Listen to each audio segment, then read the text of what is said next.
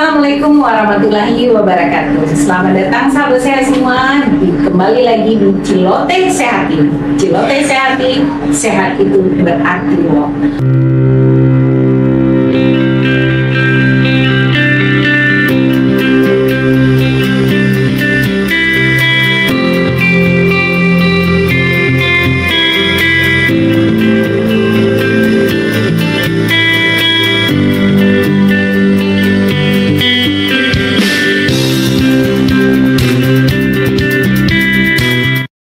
Oke sahabat saya semua, di podcast Cilote Sehati kita kali ini kita kedatangan tamu spesial, yaitu ahli gizi dari Kota Pariaman dengan Ibu Yurnila SKM MKM. Baik, Ibu Yurnila dulunya adalah mantan Ketua Persagi Persatuan Gizi Kota Pariaman, dan sekarang jadi masih pengurus aktif ya Bu Nila. Alhamdulillah masih tergabung di Persagi Kota Pariaman. Terima kasih atas kedatangan Ibu Nila ke Puskesmas Turetaji kali ini di podcast Cilote Sehati. Nah, di podcast kita kali ini kita akan membahas tentang gizi pada pasien hipertensi dan diabetes mellitus. Sebagaimana kita ketahui ya Bu Nila, bahwa penyakit hipertensi dan DM ini merupakan silent killer ya. Yang gimana ya, ternyata tahu-tahu angkanya melonjak tinggi tanpa kita sadari. Mungkin lebih jelasnya kita bincang saja dulu dengan Bu Nila, kenapa pasien DM dan hipertensi ini begitu banyak di saat ini. Kemudian apa sih pengaruh gizi terhadap pasien DM dan hipertensi ini? Bagaimana peranan gizi bisa membuat pasien DM dan hipertensi ini bisa tetap bertahan dan alhamdulillah kalau dia pulih seperti semula. Baik, tidak memperpanjang waktu, sahabat sehat, kita persilakan kepada Ibu narasumber kita, Ibu Yurnila. Kepada Ibu Yurnila kami persilakan. Baik, terima kasih Bu Roza. Ya, saya sebelum terima kasih juga nih buat Puskesmas Turetaji. Pada kesempatan kali ini saya diundang untuk berbagi informasi. Kita mungkin lebih diskusi, mungkin bisa berbagi nanti kepada masyarakat kita mengenai penyakit memang yang sedang tren saat ini. Tidak hanya di Indonesia, tidak hanya di nasional, di Sumatera Barat, juga di Pariaman, penyakit ini memang sedang seperti yang katakan seperti yang katakan Bu Roza, merupakan salah satu silent killer yang benar-benar terasa banget di sekitar kita. Karena kenapa? Diabetes, hipertensi, memang ini akan sangat berpengaruh sekali terhadap pola gizi, pola makan ya. Jadi ketika seseorang dikatakan dia terkena hipertensi, terkena diabetes di usia 40 misalnya nih Bu Roza, berarti yang salah itu adalah pola makan 20 tahun terakhirnya. 20 tahun terakhir ya? Iya, karena organ kita, kemudian pankreas kita itu sudah tidak mampu lagi untuk memproduksi insulin, sehingga akhirnya efeknya itu gula darahnya meningkat.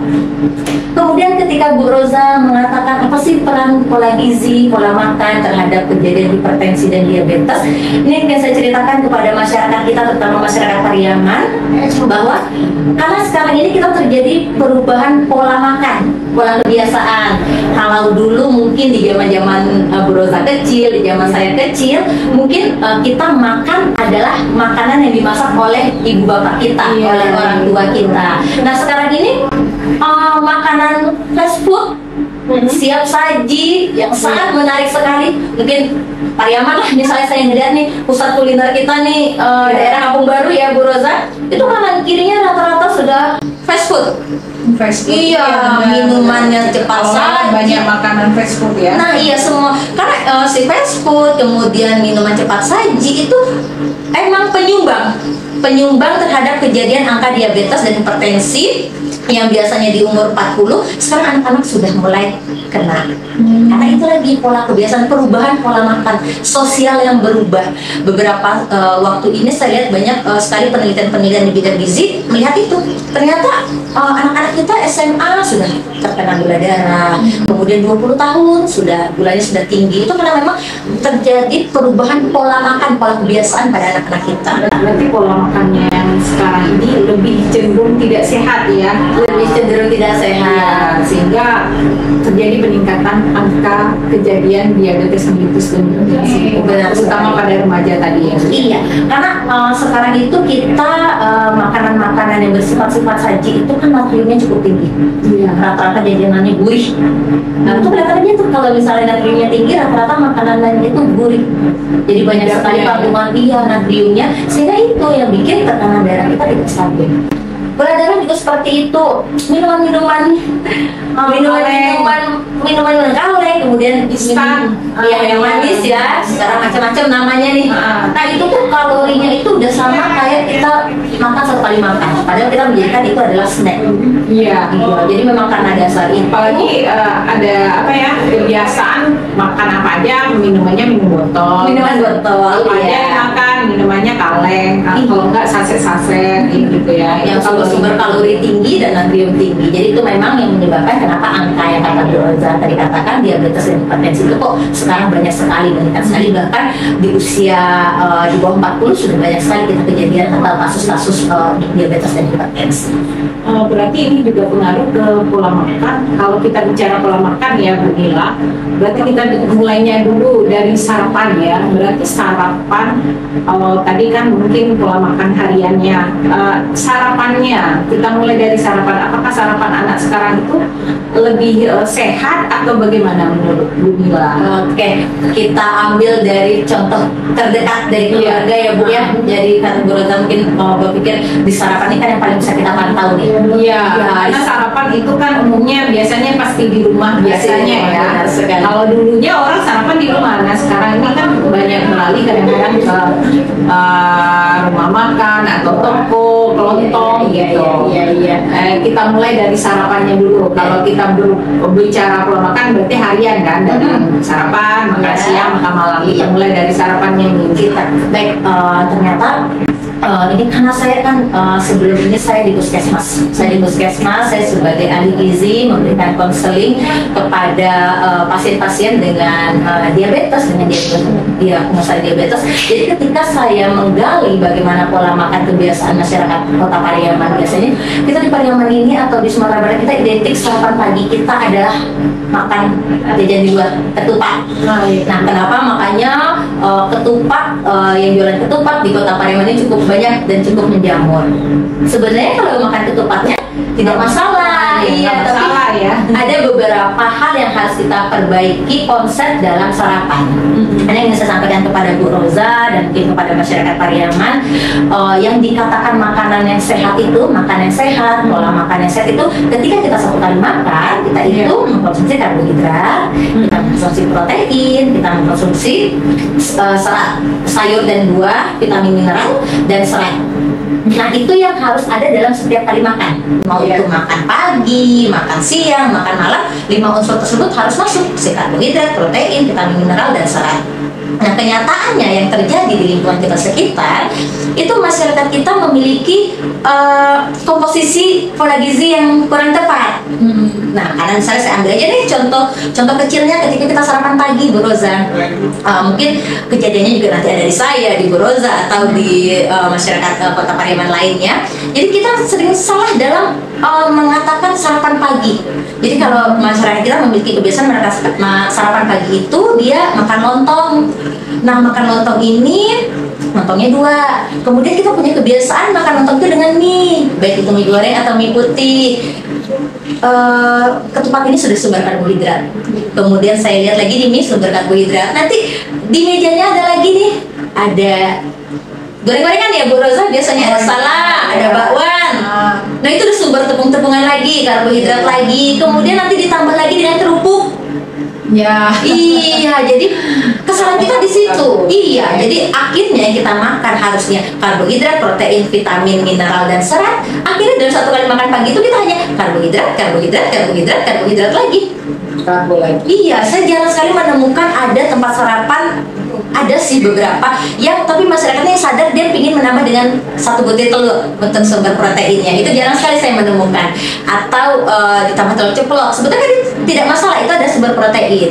Kemudian ketika habis makan sarapan jarang sekali, sangat jarang sekali saya melihat warung-warung ketupat itu menyediakan buah, menjual buah, apakah itu pisang, pepaya, itu jarang sekali sebagai penutur si serat. Sehingga akhirnya apa? Kebiasaan masyarakat kita di Kota Pariaman sarapan paginya itu karbohidrat.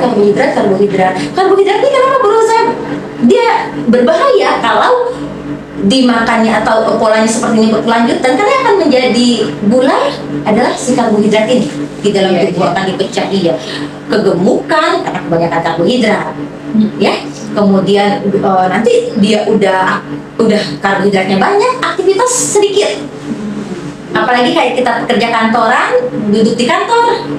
Iya, duduk di kantor, kita duduk sehingga yang karbohidrat tadi tidak terbakar, sehingga jadinya jadi gula.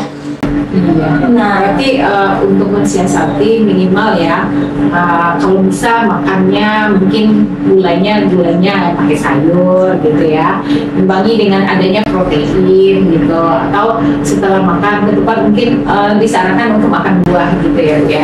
Sebenarnya cara mengimbangnya mudah nih Bu Roza. Misalnya kalau Bu Roza kita makan pakai serat, yang biasa kita ketupat 2, kalau Ibu Roza ingin nambah dengan mie, ketupatnya cukup satu aja. Jadi nanti Bu Roza bisa ngejar karbohidratnya dari si mie goreng atau mie kalau pengen kali kan, pintar ngaturnya. Iya, jangan semuanya tergabung nih. Udah lontongnya tetap 2, ditambah mie goreng, ditambah dengan salad dan bakwan, itu tuh yang akan menyebabkan tertumpuknya karbohidrat. Tapi kita siasati.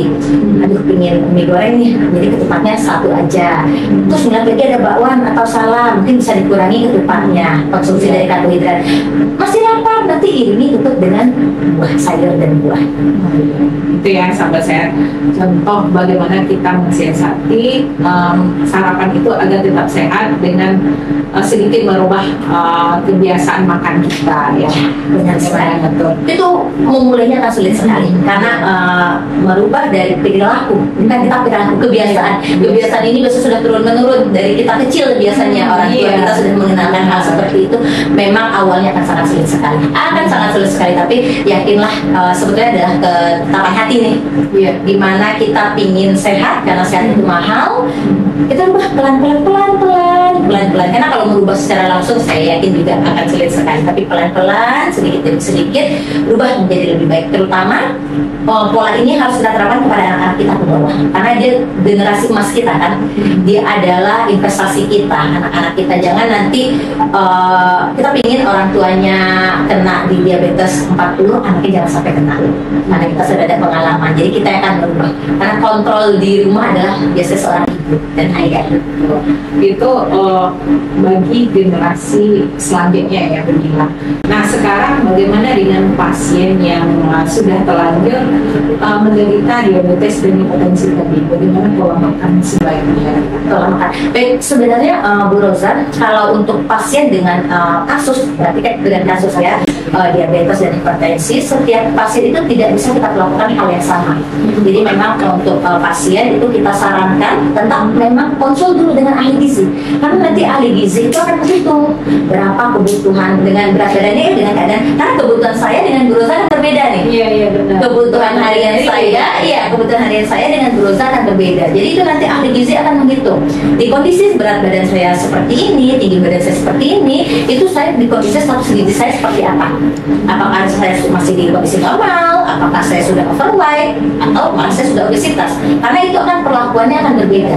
Tidak mungkin kondisi Bu Roza kemudian dihitungkan diet gizinya dengan kondisi saya, itu nanti akan tubuh ibu akan kaget sekali. Jadi untuk tahap awal yang saya sampaikan, jika masyarakat Pariaman, Bapak Ibu terkena dengan diabetes atau hipertensi, ayo kunjungi ahli gizi. Biasa ahli gizi kita ada di semua puskesmas. Nanti dia akan menghitung kebutuhan dari kalori kita, kebutuhan protein kita, vitamin dan mineral kita. Tapi kalau untuk yang umumnya, secara umum itu yang paling penting diperhatikan untuk pasien diabetes adalah 3J. Itu 3J itu tempat, jumlah, jenis, ya, dan jadwal. Ya, jadwal untuk makan itu 3 kali makanan pokok, 2 kali snack. Hanya boleh itu sebenarnya. Jadi tidak ada cemilan tambah goreng, nanti dalam bengong makan pisang goreng, bengong satu lagi minum jus, minum-minuman cepat saji atau itu. Jadi cukup 5 kali, 3 kali makanan pokok, 2 kali selingan. Nah, yang paling penting kemudian adalah jenisnya. Jenisnya harus kita perhatikan. Kalau sudah kena diabetes, kena hipertensi, itu memang sudah kita harapkan dengan yang manis-manis. Memang nggak boleh sama sekali. Tidak boleh, karena kenapa? Untuk menghancurkan makanan yang tidak manis aja di dalam tubuh, pankreas itu sudah bekerja kuat kan, memproduksi insulin. Apalagi ditambah lagi dengan yang manis, itu nanti akan menetralkannya akan lebih berat lagi. Kemudian garam untuk hipertensi memang tidak boleh. Iya, memang sudah mulai sangat harus dikurangi. Gimana cara mensiasatinya? Kalau sudah ada di rumah kita, misalnya Ibu Roza sudah ada nih yang di rumahnya diabetes atau hipertensi, itu ketika masak porsinya itu tidak bisa disamakan dengan yang punya keluarga, punya anak-anak. Bedakan karena jadi intinya garam itu adalah di poin terakhir. Jadi ibu pisahkan Nanti masakan sudah selesai disaji, baru kita tabur garam bagi yang tidak kena hipertensi. Iya, itu pun secukupnya. Jadi jangan terlalu banyak karena kita sudah ada bakat, berarti sudah ada yang hipertensi. Dan yang untuk hipertensi itu dipisahkan, memang sebaiknya sudah dihindari penggunaan garam atau menggunakan garam-garam tertentu untuk hipertensi. Kemudian yang paling penting dalam diabetes dan hipertensi ini yang ingin saya sampaikan, makannya itu paling terakhir jam 6 sore. Jadi ibu-ibu nih misalnya ketika makan itu pagi jam 7, kemudian makan siang jam 12, kemudian makan sore terakhir itu jam 6. Lewat dari jam 6 kasihan nanti tubuhnya, karena ketika yang kita makan kemudian kita bawa kan malamnya aktivitas kita sudah tidak sebanyak siang, otomatis makanan yang kita makan itu tidak terbakar, Simpan jadinya, jadi gula disimpan lagi. Iya, jadi kenapa orang diabetes itu saya sangat wanti-wanti itu jam 6 terakhir. Bu, biasanya itu orang diabetes itu cepat lapar, cepat haus, buang air kecil malah. Itu ciri khas orang diabetes tuh. Orang kalau udah sering nih di usia kita buang air kecil malam bolak-balik, itu coba deh dicek gula darahnya. Kemudian cepat lelah tanpa sebab lelah, kemudian mudah mengantuk dan cepat lapar. Nah, saya sering menghadapi permasalahan dengan pasien saya, dia bukan jam 6 masih lapar, malah mau tidur. Karena kalau udah lapar itu dia ada yang sampai iya sampai tremor, benar, sampai bergetar, sampai dia nggak bisa nahan, karena nggak semua orang bisa nahan lapar. Nah, gitu gimana mensiasatinya? Itu kita harus benar-benar mengetahui bahan makanan yang 0 kalori. Berarti masih boleh ngemil tapi yang 0 kalori. Saya biasanya menyarankan ke pasien saya itu kalau orang dengan diabetes stop mentimun di kulkasnya, karena di mentimun itu berapapun kita makan dia hanya memberikan rasa kenyang, seratnya yang tinggi. Oh gitu. Iya, jadi dia 0 kalori. Jadi ketika kita lapar, nggak apa si timun kita punya, karena dia tidak akan memberikan gula, dia memberikan rasa kenyang saja di lambung, mengisi lambung dia karena seratnya sangat tinggi. Berarti itu yang berpotensi memiliki gula atau udah menderita. Yuk, stop timun. Stop timun boleh. Kemudian biasanya olahan, saya juga ada beberapa menganjurkan membuat ini agar-agar, tapi menggunakan gulanya gula 0 kalori. Oh, gula khusus diabetes atau kita sering nyebutnya gula jagung ya. Nah, itu biasanya saya sarankan sekarang kan kita ada tempat ya, ditutup, dibikin aja. Jadi nanti kita kalau lapar, potong aja 1 potong. Boleh nanti buah-buahnya itu dicampur dengan agarnya dicampur dengan buah biar ada rasa. Karena kalau manis pada buah dan jumlahnya tidak banyak itu tidak masalah, karena untuk sifat manisnya alami, benar sekali. Nah, jadi ketika lapar dia makan 1 potong agar-agarnya, memberikan rasa kenyang untuk pengisi rasa kenyang. Tapi memang pastikan agar-agarnya bukan dari gula pasir ya, bukan dari gula ini, tapi benar-benar gula khusus untuk pasien BMI. Saya bisa menyarankan pasien-pasien seperti itu, karena ada beberapa pasien memang dia tidak sanggup, terus timun-timun terus bosan bu katanya kan. Iya, jadi saya kasih timun yang diolah menjadi agar-agar, dicampur dengan agar-agar boleh, karena timun itu untuk hipertensi juga bagus. Jadi stabil kan ya? Iya, jadi nanti secara alami anatominya dia untuk hipertensinya bagus, secara gulanya nggak mengganggu. Banyak sekali ya ilmu yang kita dapat dari dunia. Kira-kira apalagi yang harus diperhatikan pasien DM dan hipertensi ini, poin-poinnya Bu Nila? Oke, sebenarnya kalau ketika saya berbicara dengan diabetes, hipertensi, kalau pola makan itu yang ingin saya sampaikan itu adalah faktor kedua. Tapi faktor pertama yang paling penting yang ingin saya sampaikan kepada masyarakat Pariaman, kepada nanti mungkin Ibu Roza ketemu dengan pasiennya di puskesmas, itu yang paling mempengaruhi terhadap ketidakstabilan dari si diabetes, si gula darah dan hipertensi itu adalah pikiran. Ya, jadi saya banyak sekali menemukan pasien saya pola makannya bagus, aktivitas fisiknya bagus, saya udah olahraga Bu, saya siap sholat subuh saya jalan terus 30 menit sehari. Kenapa masih? Ternyata yang paling penting ternyata yang saya gali ketika saya gali adalah pikiran. Jadi ketika lansia ya, maksudnya lansia itu kan dia bukan hanya lansia sih, 40 tahun ke atas saya lihat sensitivitasnya lebih tinggi, lebih cari perhatian. Jadi gampang baper. Jadi ketika dia ada sesuatu hal yang nggak pas di hatinya, kepikiran.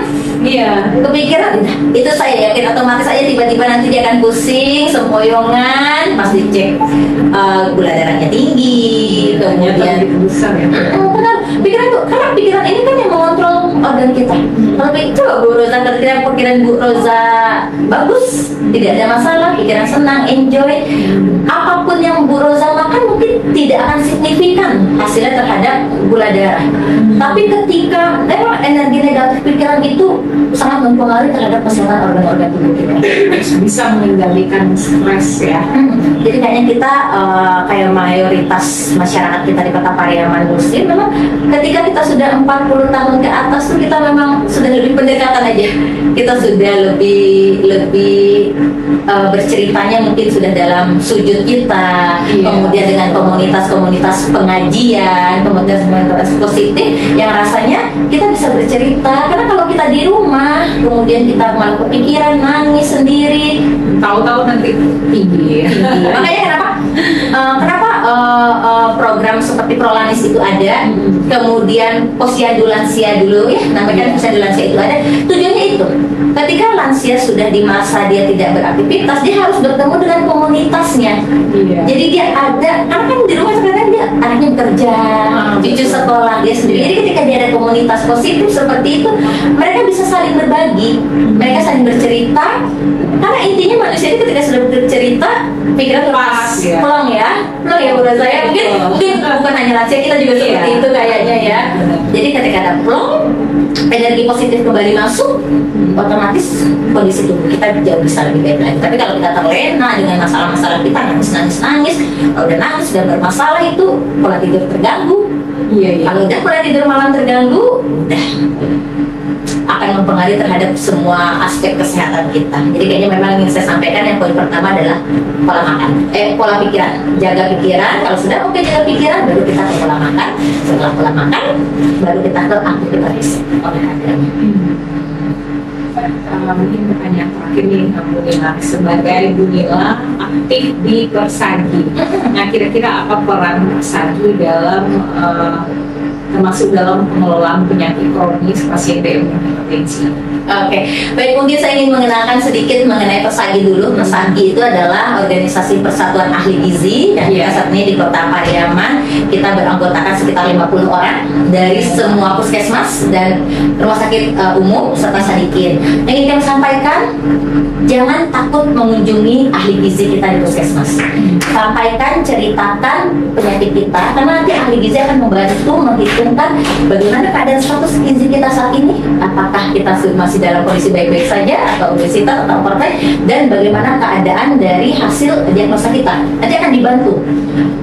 Jangan jadi ahli gizian. Jadi kita rasa paling tahu aja. Iya, nah, kalau gula nggak boleh makan ini, nggak boleh makan ini, tapi tetap konsultasikan dengan ahli gizi, nanti dibantu dengan kebutuhan saya seperti ini, makan saya dalam 10 hari bagusnya seperti apa, makannya di jam berapa, apa yang boleh menjadi pantangan saya, apa yang boleh tidak, karena setiap pasien itu unik.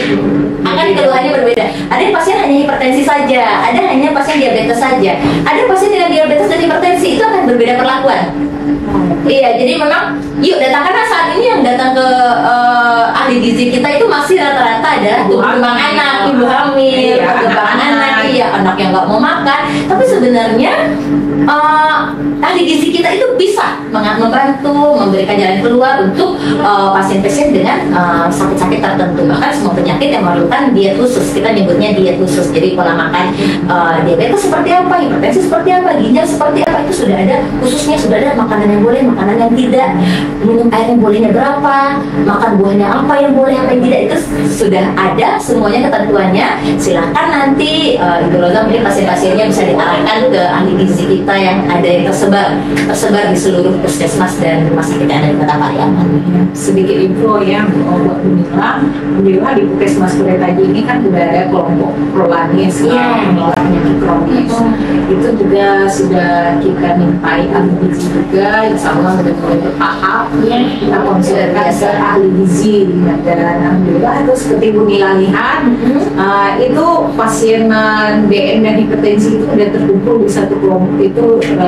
Jumlah anggotanya ada sekitar 30 sampai 40 orang. Masya Allah, cukup bagus ya. Mudah-mudahan ini dilanjut sampai seterusnya, dan banyak yang ibu-ibu penderita atau ibu bapak penderita pasien DM dan hipertensi ini terbantu sehingga dia bisa mengontrol penyakitnya. Oke, luar biasa sekali untuk Kuretaji ya. Boleh saya kasih kelas juga buat Kuretaji.